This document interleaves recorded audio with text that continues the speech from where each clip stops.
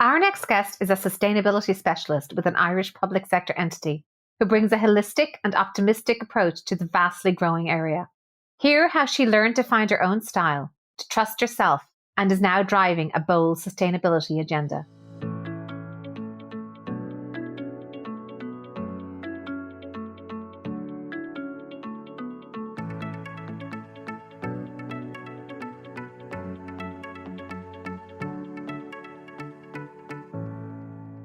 I'm Aoife David, and welcome to the 50 Faces podcast, a podcast committed to revealing the richness and diversity of the world of investment by focusing on its people and their stories.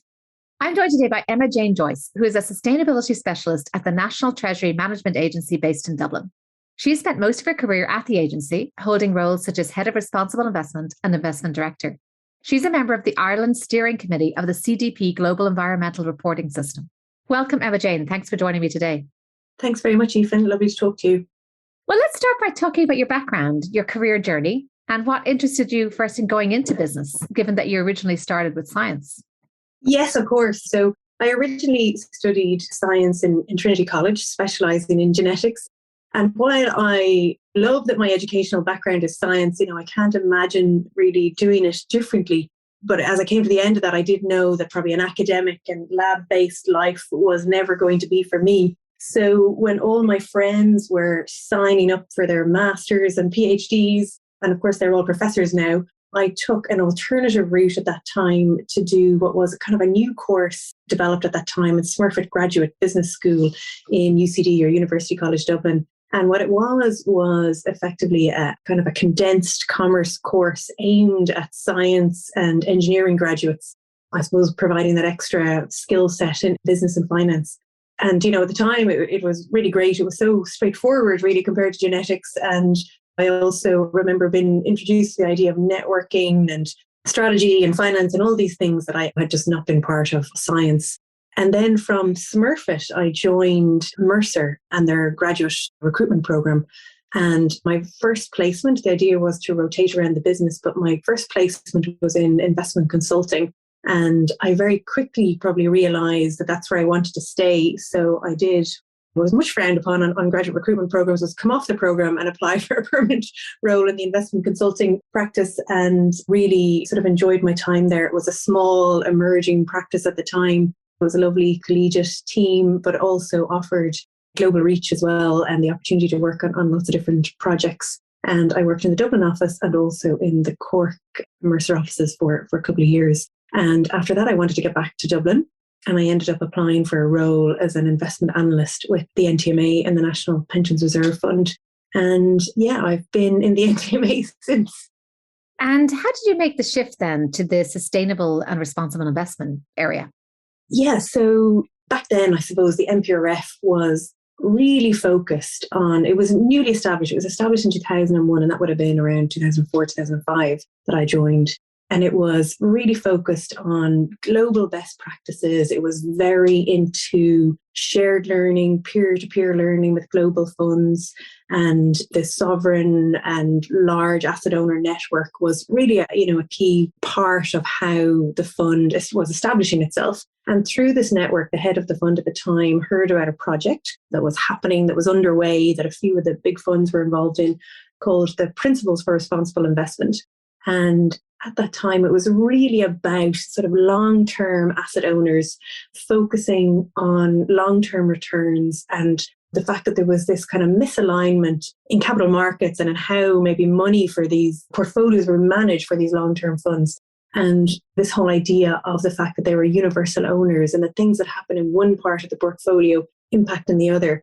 And that it seemed like something that, without understanding it too much at that time, it seemed to make intuitive sense to be considering wider risks, to be considering the impact of decisions for the long term when the fund had a long-term objective.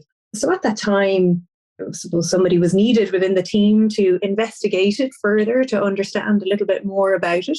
So I put my hand up and I said I'd love to. And I guess so it began. I did all the research at the time to address the questions we had. I went through, there was obviously the famous sort of Fresh Fields report at the time. I had, to understand the questions like, were we going to be forced to exclude sectors? Did it suit our portfolio? spoke to our managers at the time. What did they think? Read through different journals. There wasn't much. There was very little research, really, to be honest. It was really all exclusion based, and really just sort of finding out more about what was then, I suppose, socially responsible investment and what was different about the PRI and this idea of longer term responsible investment. And then, of course, Mercer were actually at the centre of the setup of the PRI and providing a secretariat. And because of sort of the experiences I'd had in Mercer, I actually knew the key person who was involved and reached out to her and helped kickstart us on our journey. So we ended up joining the PRI as a founding signatory back in 2006. So it's been part of what I do from the very early start of my career in investment. Did you find with your science background that the learning curve was perhaps a little easier for you, given that so many of the concepts are scientific in origin? Yeah, that's a good question. I was lucky in the sense, I think, that I started on this journey along with everybody else who was beginning it at that time. And lots of people like me were the only ones in their organization. So learning was very hands-on and practitioner-led. And maybe the fact that I wasn't imbued in a very traditional finance education, perhaps, made me open to the concepts. I'm not sure necessarily that science background helped, but maybe not having the traditional finance background might have helped, in the sense that I was very open to the idea. It made absolute sense to me that you should be looking at these issues. And people have often said to me, oh, you had a lot of foresight at this time. I really think it was naivety more than foresight. And the opportunity was there, and there was an interest to get stuck in and learn on the job, really, because there was very little that you could study on it at the time, although that's changing. These days, I think anybody coming to it fresh these days has a tougher role, because keeping pace with everything that's happening is very challenging. And there's new information coming at everyone on a daily, hourly basis almost. And the learning curve, I think, just seems to keep getting steeper. But I've always enjoyed every part of it. I know you have a commitment to lifelong learning based on some of the credentials I see you pursuing. So I would think this probably goes with the territory there. And let's talk about the role of sustainability specialist, because this is a relatively new one for you in terms of its title. Can you talk about what that means? Yeah, absolutely. So obviously my background has been in responsible investment and sustainability, and I worked within the National Pension Reserve Fund, which became the Ireland Strategic Investment Fund within the NTMA, and driving this at a very much, as I talked about, sort of a practitioner-led basis, very much bottom-up basis within the fund, from, I suppose, grassroots up into the investment process and into decision-making. And with the shift and emphasis that we've seen on sustainability and ESG and climate and all of these issues in recent years, became clear a couple of years ago that NTMA needed to consolidate sort of expertise that it had in the organisation. People in ISIF were bumping into people in funding and debt management, and bumping into our New Era, who provide our shareholder advisory services, at the same types of conferences and crossing each other, coming in and out of the same meetings. And we needed to consolidate. So we established a sustainability group a couple of years ago that is really focused on sharing information and ensuring that NTMA is delivering on government's wider climate objectives. But again, this was very much being delivered on a bottom-up basis, people doing it as part of their current roles. And really the need for somebody to take responsibility for that agenda and lead on it for the organisation as a whole became apparent. So that was the role that I ultimately applied for and went for, and I'm now in. So essentially what I do is I lead on sustainability and climate action for the whole of the NTMA, whereas previously it would have been just for the ISA, which was a part of the NTMA. And what I am doing is driving this issue for the whole of the organisation. And a key aspect of the role is to enable the NTMA to build on its leadership role in sustainable finance, to ensure the integration of climate action into the NTMA's business decisions, and also to oversee the implementation of our climate action strategy. So we kind of have three key pillars at present. The first is the business unit and the mandates that NTMA delivers on behalf of the state. The second is the corporate functions and services that need to be aligned to the sustainability and climate agenda to enable delivery of those mandates. And the third piece is the people, the culture, the values, to ensure that there's buy-in across the organisation for this agenda. And obviously external engagement, sort of wrapping all of that together, is a critical part. So they're kind of the main component parts. And obviously one of the key things that we have committed to as part of our climate strategy as well is to become a net zero organisation by 2030. So that is another area of responsibility and focus that I'm working on. I'd love to ask a bit more about that, because obviously 2030 is only 8 years away. And there's quite a bit of maybe different versions or misunderstandings or different understandings as to what net zero means. Can you talk a little bit about how you're approaching that in terms of measurement and in terms of maybe metrics and aspirations? Yeah. So maybe when I start from the organizational perspective. So NTMA as a public service, public sector entity, a public sector agency, aligns itself with government objectives. So Ireland has an overarching objective to reduce emissions by 51% by 2030. So we as an organisation ourselves are going beyond that. We're saying we'd like to be net zero rather than 51% reduction by 2030, which seemed like a bold statement 2 or 3 years ago, whereas now just feels like it's expected and something that we should all be working on. So in terms of the organisation itself, we're measuring Scope 1 and Scope 2 emissions. We've been gathering data across the business. We're trying to identify information on our most material Scope 3 emissions. We're grappling with building more into that as well as we progress on our journey. And we measure absolute carbon emissions, and we hit peak emissions perhaps 2 or 3 years ago and have seen a steady decline since. Obviously, the pandemic has been an impact on that. So we're monitoring things very closely to ensure that we stay at the low base that we've achieved. But in saying that, I would very much recognise, and NTMA recognises, that while we can influence the journey to get to net zero within our own organisation, that really NTMA's real impact on this agenda will be in its mandates and the services that it provides for the state. And how we are implementing that differs across different business units. Obviously, the one that I'm most familiar with is ISIF.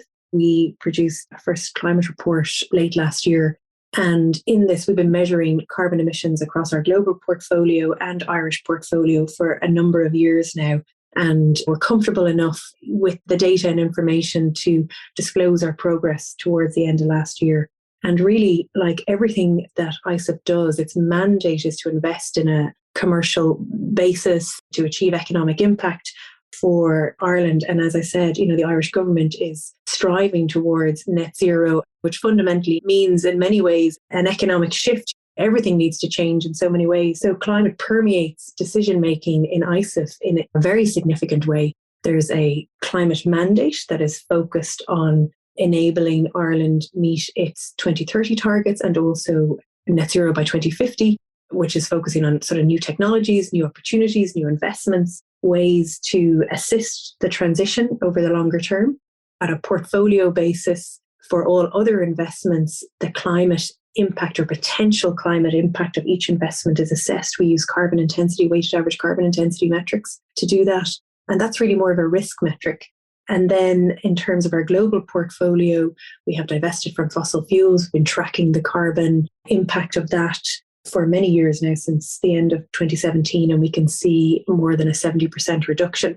The challenge is different in terms of how good the portfolio looks on a carbon metric versus the real world impact that investing now will have to assist Ireland meet its net zero targets. So it is imperfect and it is messy, and the metrics are not all clear, but we're working on this on a daily basis.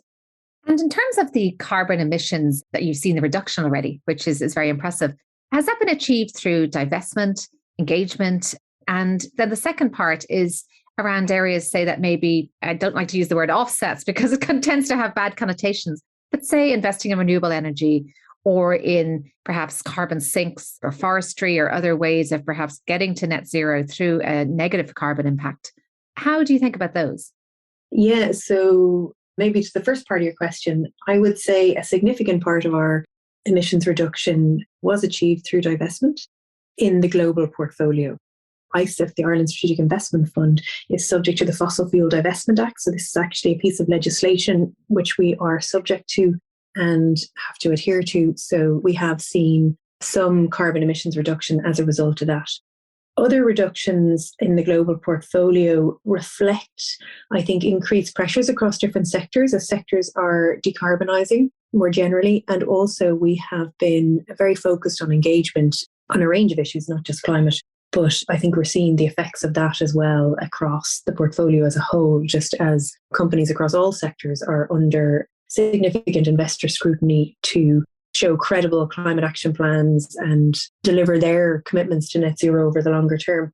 In terms of the Irish portfolio, as I said, we have a climate strategy that is specifically looking at technologies to help address climate. So that is obviously a key part of our investment strategy. And also then within the food and agri portfolio, which also includes forestry, we're looking at sustainability in this sector and also opportunities to invest. We do have some forestry investments and obviously renewable energy, as you mentioned. It's interesting, you talked about offsets. In our climate report, we tried to measure avoided emissions effectively from our renewable energy investments that have been made, but went to great pains to sort of explain how it's not an offset, but also tried to show the impact relative to our emissions. But obviously, yes, the more of those types of investments that we make, the better it is for Ireland in terms of meeting its targets. That's fantastic detail. We've spent a lot of time on the E part here of the ESG. Let's just talk about the S and the G. Do they get as much attention, in your view, as much of the focus certainly is on climate change and the environmental piece? Yeah, so as a long-term responsible investor, ICE have always worked really closely with its managers on a range of issues, the E, the S and the G. And while climate and governance have been core issues for us, I think it's certainly at the forefront of all conversations at the moment is obviously the war in Ukraine, the humanitarian crisis, the refugee crisis that we're witnessing daily.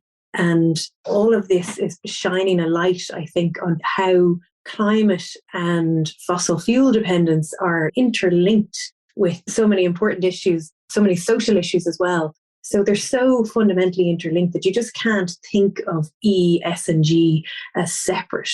At the moment, we're certainly, from an Irish perspective, the current economic, moral, climate trade-offs between short-term energy security and longer-term sustainability and the focus on a just transition and the pending carbon tax are all hot topics at the moment. So there's very much a climate focus. But it's quite similar, I think, maybe and perhaps into the early days of the pandemic when the virus first hit. And, we went into crisis mode from dealing with the here and now, the acute immediate problem, and the conversation shifted from long-term sustainability to short-term viability. But in the same way that the pandemic shone a real light on many of the S or social issues, such as the gig economy, irregular work, lack of sick pay, the digital divide, the rural-urban divide, the impact on women, who really are our essential workers and how are they treated.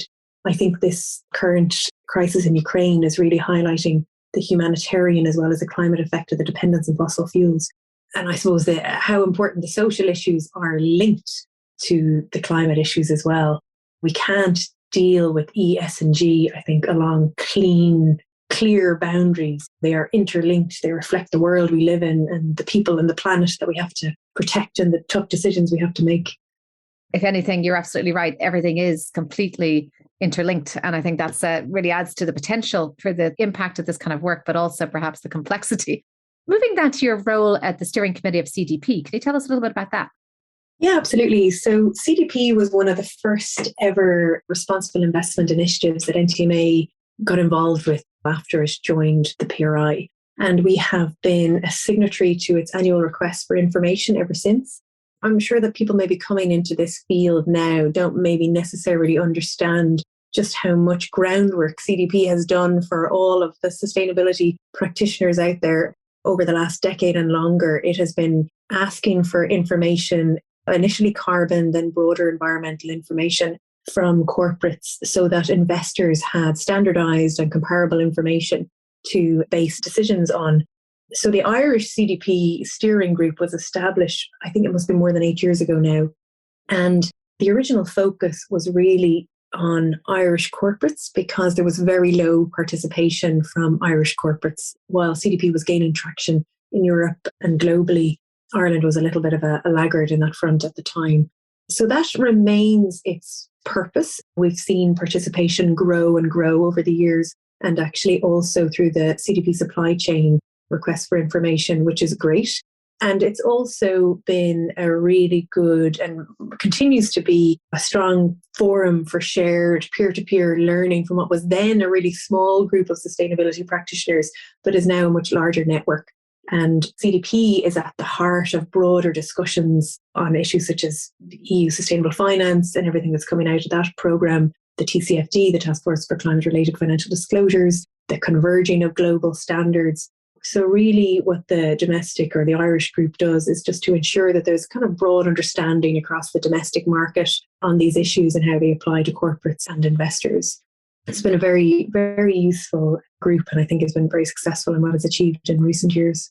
And that's a great point around achievements, because these are big issues, some bigger than us in many ways, and progress can be slow, as well as policy is one thing, but implementation, execution is another thing. How have you found, what are the right personality traits, perhaps, or skills to have in this area where progress might be slow? Yeah, so I would say patience, stubbornness, a bit of resilience. Well, maybe for people coming in now, I think it's perhaps different now. Things are moving faster, but for a long time it was kind of chip away and eventually this will happen. Whereas time is of the essence now, and urgency of action and ability to execute ideas and bring people with you are probably the key skills that are needed. And optimism, I believe, is a big one. And maybe that just reflects my personality trait. I find that the climate information news flow, say between the latest IPCC reports over the last 2 months, can be huge and overwhelming and can almost paralyze your action. It just feels like such a massive task. So the ability to understand what you can influence within your sphere of influence and to be optimistic and resilient about continuing to drive that forward are probably what I would say are the key traits that would be of use. Let's look at another area where optimism might be employed. And this is a podcast that focuses on minority voices. From your vantage point, how do you think the investment profession has been dealing with the issue of diversity and becoming more diverse itself? What would your thoughts be on that? Yeah, so I'm reflecting on this. And when I started in investment as a graduate, I sat in a pod of 3 graduates together, me and 2 guys that I'm still good friends with. And I noticed after a few weeks that it was only me that was getting mistaken as the PA, and it was only me that was getting asked for general help on random issues. And it was my first insight into how the office experience can be very different for women. Now, I still consider myself young and early in my career, and I certainly think that things have changed and have changed a lot. But obviously, there's more to do. I don't think those types of things happen the same way they used to. But from an investment perspective, this is an issue that is front and center, I would say, for NTMA and ISIF, and has been for the last couple of years. And it is amazing to me how just some focus on this issue, just by focusing on it and bringing it into the investment decision making and the discussion and the thought process, can create change. So a couple of years ago in ISIF, we reviewed the gender balance of our investments.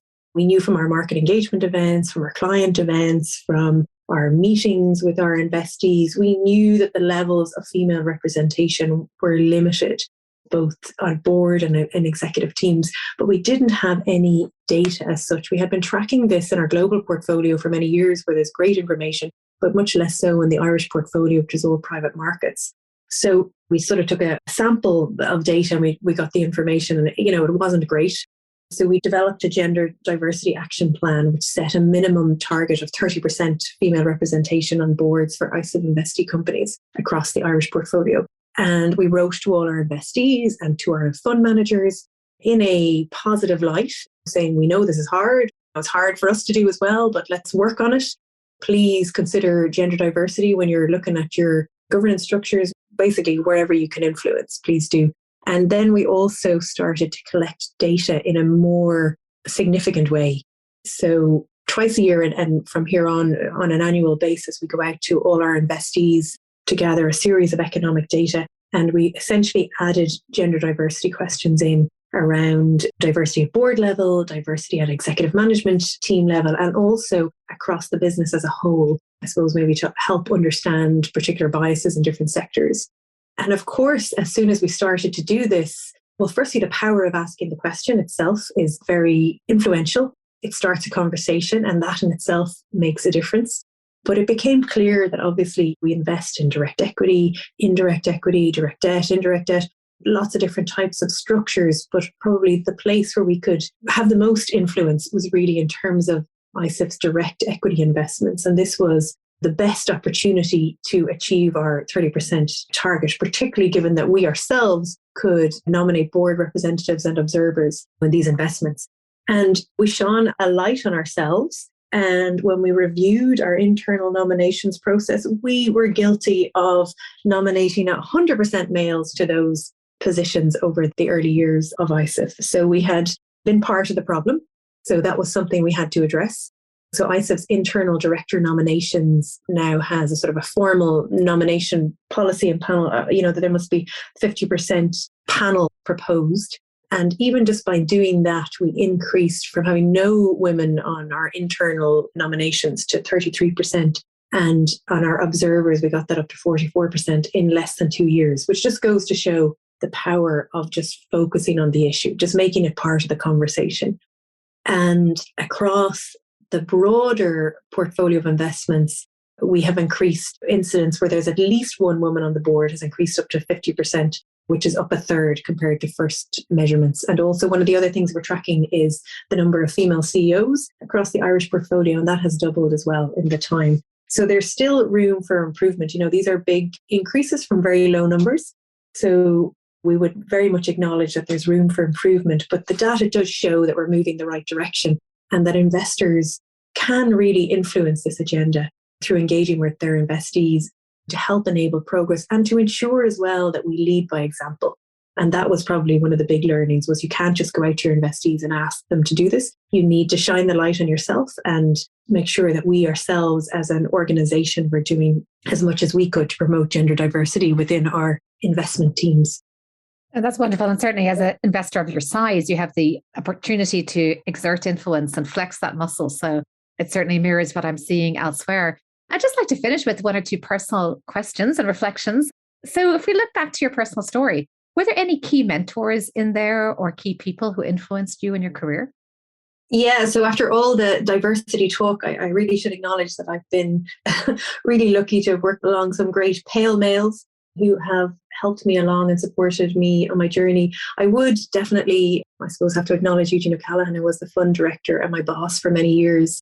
He was always very supportive of me to lead on the responsible investment agenda, to lean into the learning, to figure out what we needed for the kind of fund we were, to build a network, and just really gave me autonomy to build that out myself. And that was fantastic. And as a result, I sort of found myself representing the fund globally at lots of different events and conferences and gatherings and things. And through that, met so many different people and always so many brilliant women actually in this space, in the sustainability and responsible investment space, who were always so supportive of each other's endeavours.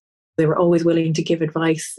I don't want to start naming names, but there's lots of women in these roles around the world in different funds who were always just, I think, so supportive to each other, and something that I've always appreciated. In terms of life influence, I think I have to give a shout out to my mother. She was and still is someone who keeps me on the straight and narrow. She was always talking about sustainability before it had a name, things like the trees, the birds, the wildlife, water quality, soil, food production, the impact of all these things on health and well-being long before it was trendy. When I was in college, I'd get anonymous posts with cutouts on genetically modified foods or the horrors of cloning. So she always was challenging us, I think, or me, to do better. And I always think as well that she might have single-handedly developed her own original brand of climate anxiety. Is when she tucked us into bed at night, she used to say, "I just want you to save the world." So no pressure. And I fear I'm a terrible disappointment to her. But yeah, she's certainly been an influence. And besides that abundant wisdom that has clearly come from your mother, were there any other words of wisdom that you've received or any creed or motto that you live by? Yeah, so years ago when I was in consulting and working with clients daily, this is early in my career, obviously in the first couple of years, I do remember kind of getting two pieces of advice that stuck with me. One was around, you're getting this role or this client or this presentation because we trust you to do it. So trust yourself. And that was from one particular senior consultant at the time. And the other was from another colleague at that time as well, which was find your own style, learn from people and see the things that they bring to the situation, but don't try to be them, be yourself. So this whole idea maybe of being your authentic self, to trust yourself, were probably the two things that have stuck with me.